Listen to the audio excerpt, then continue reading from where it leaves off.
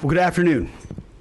I'm honored to stand right here today alongside one of America's finest, Admiral Brad Cooper, commander of U.S. Central Command. We just had a chance to spend a couple of hours together, better part of 2 hours, going through the entirety of this operation, Operation Epic Fury. And Admiral, I want to thank you for everything you do and your incredible leadership, for your dynamic thinking, the way you're attacking this problem set on every level.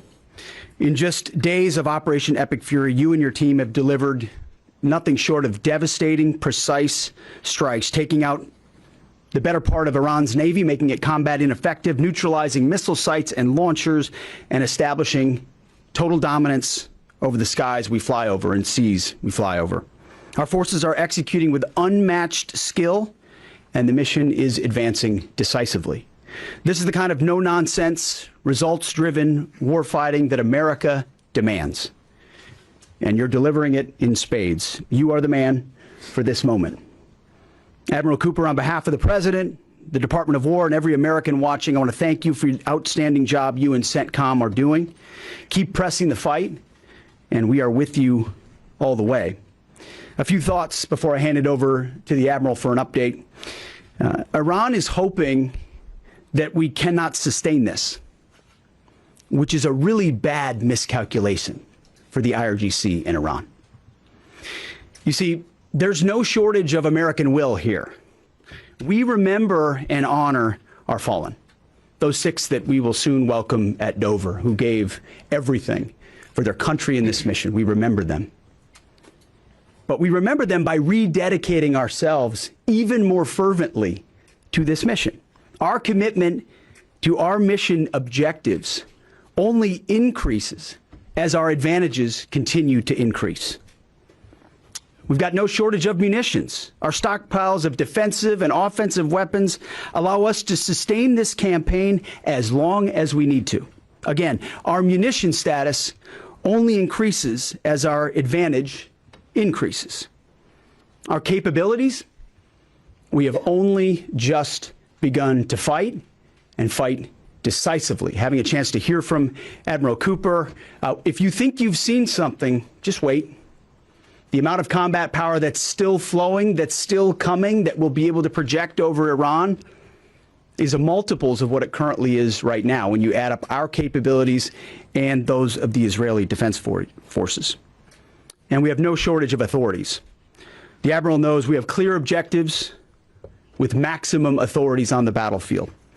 The dumb, politically correct wars of the past were the opposite of what we're doing here. They had vague objectives with restrictive, minimalist rules of engagement. No more. Our authorities, his authorities, CENTCOM's authorities through the President and myself are maxed out. Our capabilities are overwhelming and gathering still, as are those of our Israeli partners. Our munitions are full up, and our will is ironclad, which means our timeline is ours and ours alone to control. As long as it takes to ensure the United States of America achieves these objectives, and as we flow more forces, and as we flow more capabilities, and as our munitions, as we're flying over the top, have even more devastating effects, we set the tempo, we set the timeline, led by the commander on the ground. Our ear is to the ground to listen to Admiral Cooper. What he needs and what he needs, he will get. We are built for this fight, and we are in it to win it. And we have the right commander in the lead. So I'll now hand it over to Admiral Brad Cooper to give you an update right here from CENTCOM. Admiral. Mr. Secretary, first, thank you very much and good afternoon, and welcome to U.S. Central Command Headquarters, America's warfighting headquarters. It's great to be here alongside the Secretary and representing the more than 50,000 men and women in uniform currently executing Operation Epic Fury. So, Mr. Secretary, first, thank you very much for your leadership and support and the very clear vision and objectives that you've given us to allow us to use overwhelming force against the Iranian terrorist regime. And thanks to all of you for attending today, and welcome to Tampa. We are now starting our 6th day of a historic mission to eliminate Iran's ability to threaten Americans. We are, if I could channel my inner Navy officer, we are at full speed ahead in executing orders given by leadership in Washington. The President and Secretary Hegseth have been crystal clear in their expectations, and we are at a high level of execution. As described by the Secretary and earlier this week by me, U.S. combat power is building as Iranian combat power declines. Our air dominance allows us to hit Iran's center of gravity with overwhelming power and reach. A couple of examples. In just the last 72 hours, America's bomber force has struck nearly 200 targets deep inside of Iran, including around Tehran. And in just the last hour, U.S. B-2 bombers dropped dozens of 2,000-pound penetrator bombs targeting deeply buried ballistic missile launchers. Notably, we've also struck Iran's equivalent of Space Command, which degrades their ability to threaten Americans. Then, if I just look back over the last 24 hours of the operation compared to where we were at its start, ballistic missile attacks have decreased by 90% since day one. Drone attacks have decreased by 83% since day one. Having said this, we remain vigilant. Our strikes against the Iranian Navy have intensified. You may have heard the President say just a little while ago that we have sunk or destroyed 24 ships. That was true at the moment. We're now up over 30 ships. And in just the last few hours, we hit an Iranian drone carrier ship, roughly the size of a World War II aircraft carrier, and as we speak, it's on fire. The President gave us another task, to raise or level Iran's ballistic missile industrial base. So we're not just hitting what they have, we're destroying their ability to rebuild. And so as we transition to the next phase of this operation, we will systemically dismantle Iran's missile production capability for the future, and that's absolutely in progress. This is going to take some time, but our forces are well supplied, as the Secretary said, and we are absolutely ready to prosecute this mission decisively. Our combined joint forces have relentlessly destroyed Iran's air defenses over the past few days, and they've continued hunting for more systems to kill. Our air defenders are operating at the very top of their game. I couldn't be prouder, shoulder to shoulder with our partners in the region in many cases, providing the most integrated air defense network in Middle East history. We are fighting to win. Through combined U.S. and Israeli combat power, we will continue decimating Iran's ability to project power outside its borders. And if I can just conclude by saying a strong salute to the brave men and women who are out on the pointy edge of this, really doing exceptional work. I just couldn't be prouder, and I know the American people share in that same pride. So thank you very much. Absolutely. And with that, we'll take a few questions. Yeah, right here. Sir, appreciate it. Admiral, I wanted to ask, or Mr. Secretary, the Ukrainian president said today that the U.S. has asked for specific capabilities to deal with Shahed drones, Iranian drones. Can you guys talk about what you asked for, and has there been any surprises from Iranian capabilities that you guys have seen in the past 6 days? Go ahead.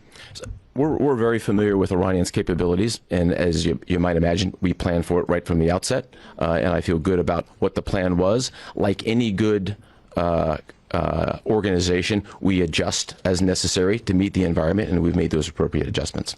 Absolutely. Right here. Thanks, Secretary Hegseth. I had two for both of you. One, was an American pilot shot down today in Iraq? And two, I've heard reports that there's enriched uranium stored in Isfahan. I've also heard reports that there's not a lot of bombing there. Is that on purpose? Do we believe there's enriched uranium there? And would we ever send special forces to secure it? As CENTCOM pointed out, that those reports of an F-15 being shot down are false. As you can imagine, Iran is doing everything it can to peddle in lies, deception, and inflation of numbers in reality, mostly to propagandize to their own people. Right? They've shut down the internet.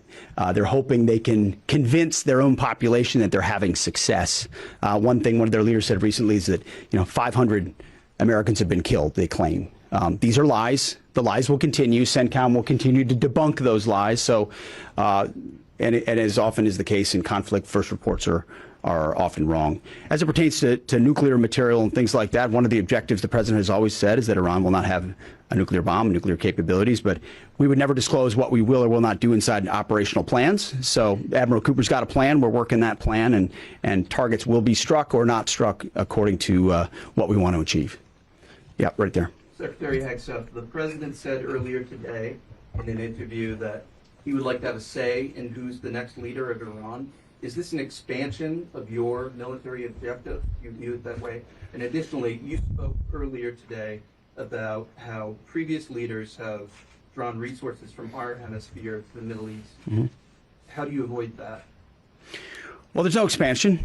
Ultimately, I think the president's having a heck of a say in who runs Iran, given the ongoing operation we have. So there's no expansion in our objectives. We know exactly what we're trying to achieve. I think today's a great example of what this War Department is capable of doing. I was just in another part of Florida today where we announced, America's counter cartel conference. 18 countries coming together from Central, South America, and the Caribbean coming together to fight cartels. That is something that is ongoing. We're focused there. We're focused in the Indo-Pacific. We can mass combat power in CENTCOM. EUCOM is able to support that as well. So we know we're laser focused on our hemisphere and our homeland. That's why we locked down the border. That's why we're working with partners to take on cartels. That's why we're sinking drug boats. That's why we're on the offense there. But the beautiful things about combatant commands is that, Brad Cooper's laser focused on Central Command, just like Frank Donovan is laser focused on Southern Command. We can do both. That's what a global power can do. Ultimately, this issue of Iran's nuclear pursuit and their unwillingness through negotiations to stop it was something President Trump has said for a long time needs to be dealt with. And after 47 years, he's doing something that no other president was willing to do. And we're doing it overwhelmingly, and we're doing it decisively, while also in other parts of the globe having the desired effects. I mean, take, for example, what we displayed yesterday, the Iranian ship in the Indian Ocean, sunk by Indo-PACOM, another combatant command, who coordinated with us in order to make that happen. So America's reach is global. Our focus here, though, these missions are narrow, they're scoped, and Admiral Cooper is well on his way to ensuring that we reach those objectives. Right here, yes, sir.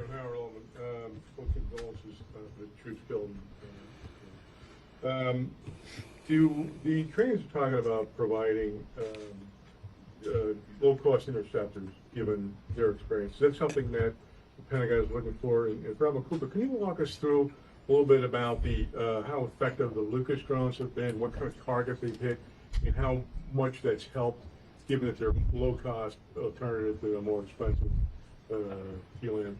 Go ahead.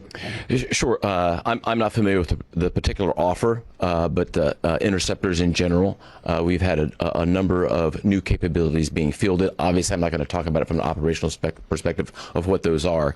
But I think you have seen over a period of time us kind of get on the other side of this cost curve on drones in general. If I just walk back a couple of years, you remember what you used to always hear, we're shooting down a $50,000 drone with a $2 million missile. These days, we're spending a lot of time shooting down $100,000 drones with $10,000 weapons from ours. So that's one aspect of it. Lucas, indispensable. As many of you know, and if you don't know, this was an original Iranian drone design. We captured it, pulled the guts out, sent it back to America, put a little Made America on it, brought it back here, and we're shooting them at the Iranians.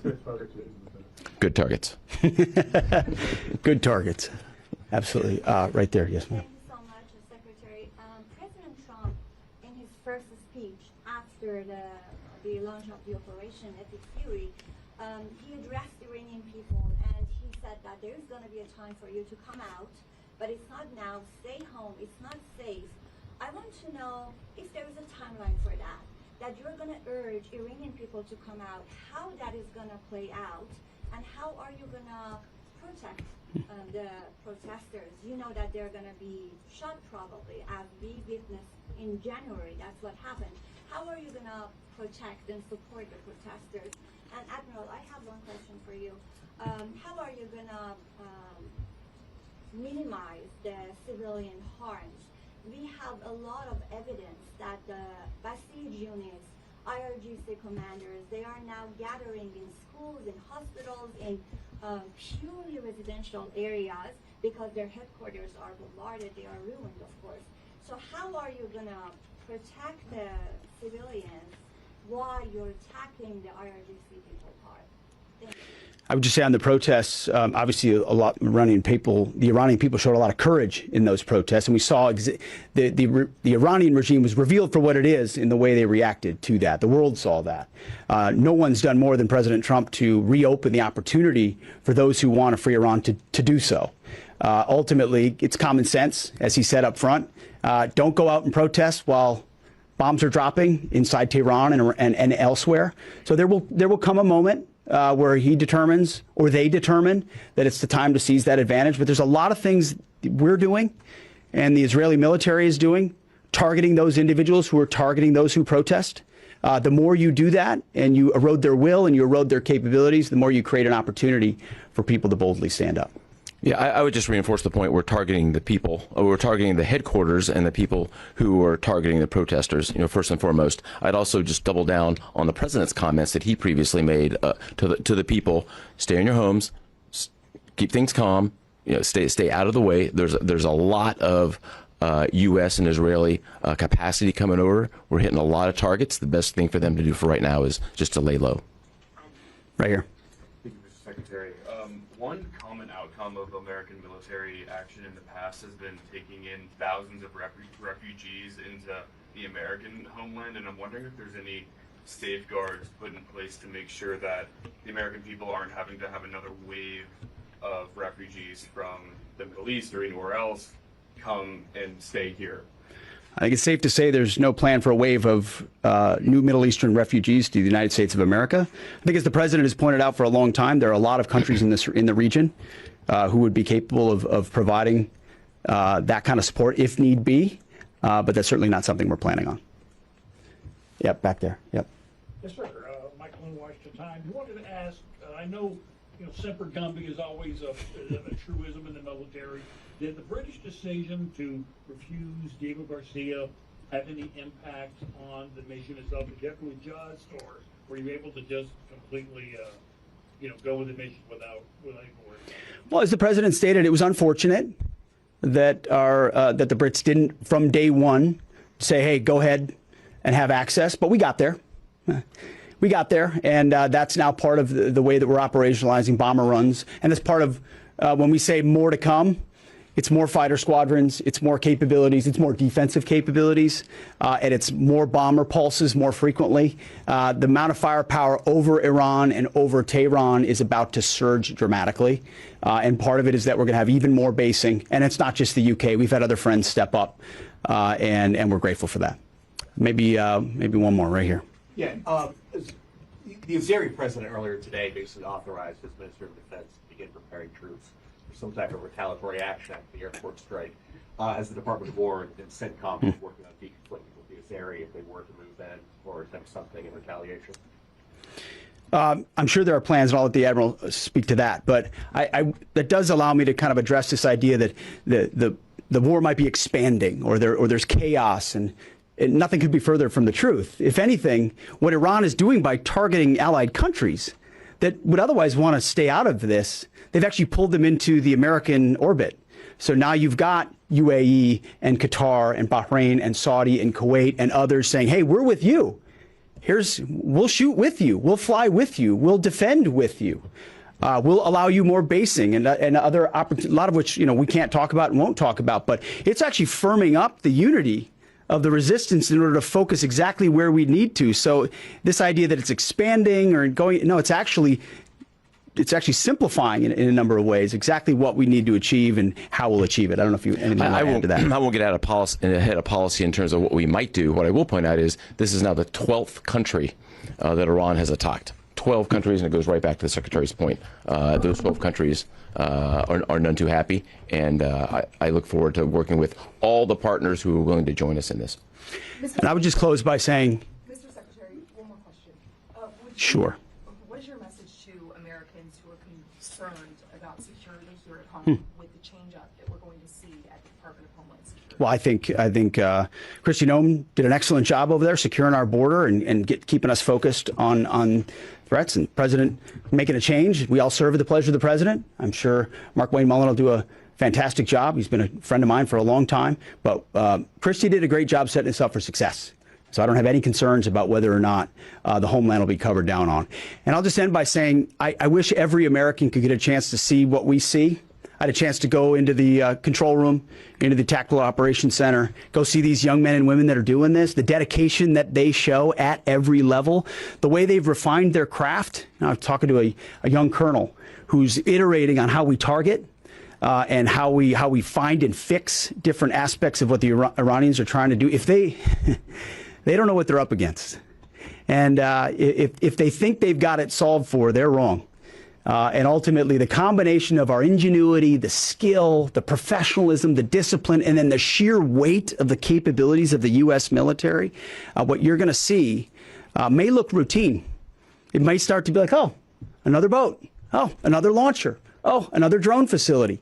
What it takes to do this with the precision that we do is world-class. No one else can do it. And it's world-class Americans. Like the ones I saw here, like the ones that are coming home that we're going to greet home, that are the engine of what makes our country great. And so I'm so grateful for folks like those here at CENTCOM, at Central Command, who are under your command. Thank you for your decisive leadership. And all I'll say to you is what I say to them, keep going. Because the President and myself, we have your back. Thank you, Admiral. Appreciate it. Thanks very much. Thank you all.